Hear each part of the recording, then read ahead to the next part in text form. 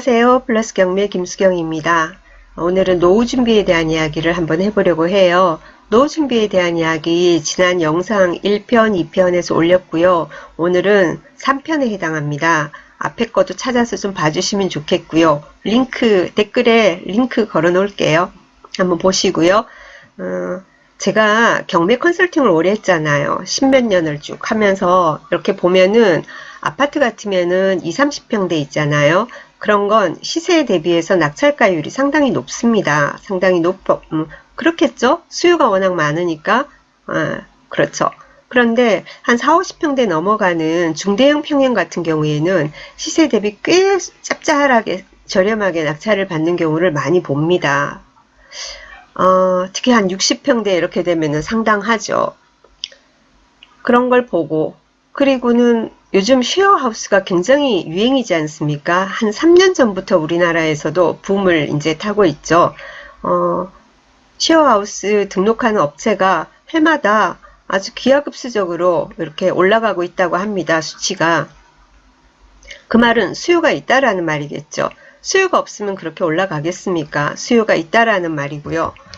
그러면은 어떤 분들은 그런 말 하세요. 아이고, 젊은 사람들이 원룸이나 오피스텔 이런 데서 혼자 사는 걸 좋아하지 누가 같이 살려고 하느냐.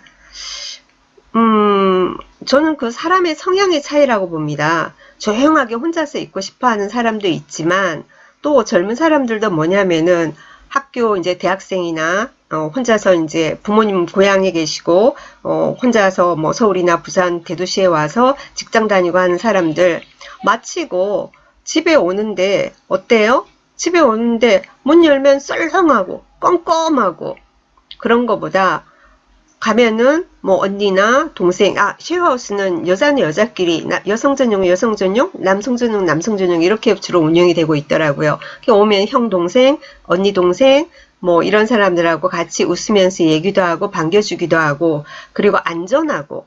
그래서 일단 고향에 계신 부모님들이 상당히 환영한답니다. 쉐어하우스 입주하는 것을.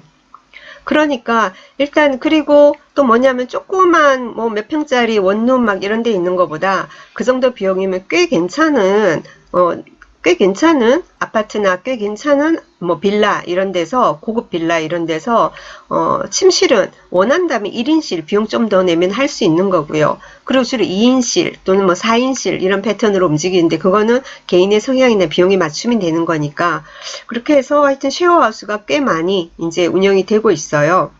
그래서 저희 스터디 모임이 있습니다. 그래서 얼마 전에도 그 쉐어하우스를 하고자 하는 멤버 중에 한 사람이 굉장히 조사를 많이 해왔더라고요.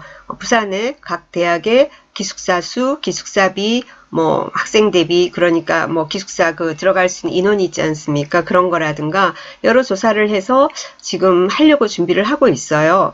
그걸 보는데 이제 하려는 그 멤버는 좀 젊은 멤버예요. 그러다 보니까 뭐냐면은 큰 돈을 들여서 할 수가 없는 거예요. 큰 돈을 들여서 할 수 없어서 보증금 1, 2천만 원에 월세 얼마 이런 식으로 이제 준비를 하고 있고 대부분의 쉐어하우스는 또 그렇게 움직이고 있습니다. 그래서 이제 입주하는 사람들로부터 뭐 전대차 형식으로 입주하게 되는 거죠. 1인당 몇십만 원씩 받아서 그걸 모아서 월세를 내고 나머지는 자기 수익이 되고 하는 패턴으로 가게 되는데 저는 그렇게 하자는 게 아니라 그 패턴도 좋고요. 하시고 싶으면 하시는 거고 그런데 제가 하고 싶은 건 뭐냐면은 처음에 경매 얘기를 말씀드렸잖아요. 그래서 대형 같은 경우에는 중대형 같은 경우에는 꽤 저렴하게 10% 이상 10몇 퍼센트 저렴하게 낙찰을 받습니다. 예를 들면은 5억이면은 10%만 해도 5천만 원이죠. 15% 하면 어떻게 됩니까? 7,500만 원이죠. 그 정도로 저렴하게 낙찰을 받으면서 바로 수익이 발생하죠. 그죠? 그렇지 않습니까? 그렇게 해서 이제 물론 돈이 이제 모자라면 은행 대출을 받아야죠. 은행 대출 받고요. 그리고는 은행 이자가 보통 요즘 3% 초반이거든요. 잘 받으면은 2%대로 받을 수도 있고 3%, 3에서 3.5% 요즘 나가고 있습니다. 지금 현재로서는. 근데 무슨 법인 이렇게 되면 올라가는데 굳이 이런 경우는 법인보다요.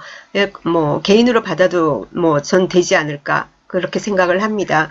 개인으로 어떻게 받아요? 뭐 집 하나 있는데 어쩌고 요즘은 그런 게 힘들어요. 그러면 저는 제가 은퇴라는 말씀을 드렸잖아요. 그렇기 때문에 은퇴를 하면은 내가 지금 살고 있는 집을 저는 그렇게 할 생각입니다.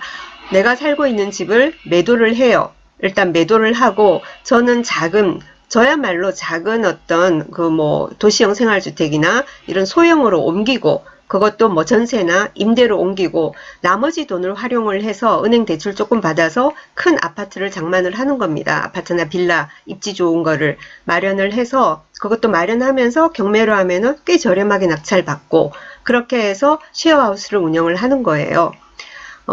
월 얼마, 뭐 1, 2천만 원에 얼마 해가지고는 하는 쉐어하우스 같은 경우에는 안정적이지가 못하잖아요. 물론 그렇게 투자금은 많이 들어가진 않지만은 처음에 입주자들 다 들어오고 만실로 세팅하기까지 시간이 있는데 그러다 보면 세월 금방 가는데 2년 됐는데 뭐 소유주가 나가라고 하면은 더 이상 연장 안 하겠다고 하면 어떡할 겁니까? 그렇지 않습니까?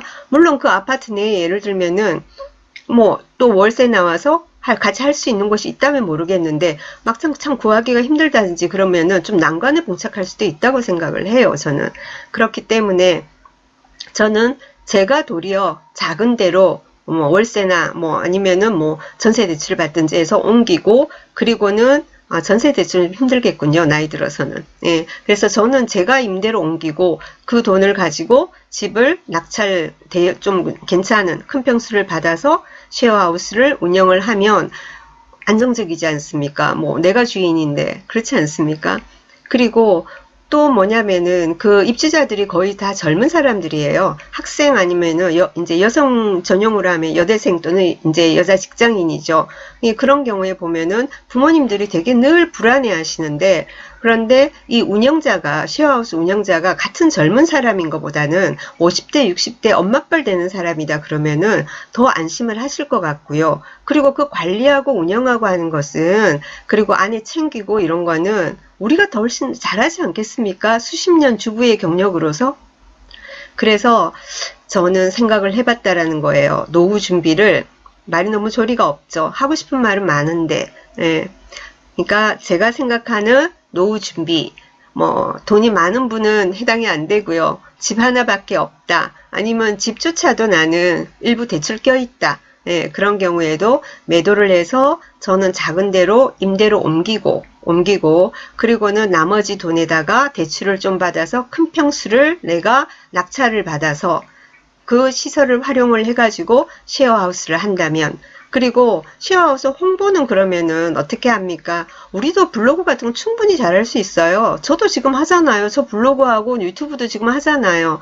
이런 것도 해도 되고 그리고 내가 하기엔 좀 버겁다 하면은 자녀들한테 아들 딸들한테 홍보 같은 것은 이런 뭐 온라인 홍보 SNS 홍보는 좀 부탁을 해도 좋지 않을까라는 생각이 듭니다. 같이 머리 맞대고 노후 준비를 고민을 해봅시다. 그래서 제가 생각하는 부분을 말씀을 드렸어요. 들어보시고 느낀 점 이번에 이랬으면 좋겠다. 아이고 소장님 그거는 요런 맹점이 있어요. 하고 생각하는 게 있으면 댓글로도 남겨주시고 하면은 저도 참고를 하겠습니다. 들어주셔서 감사합니다. 구독, 좋아요 누르시는 거 잊지 마시고요. 감사합니다.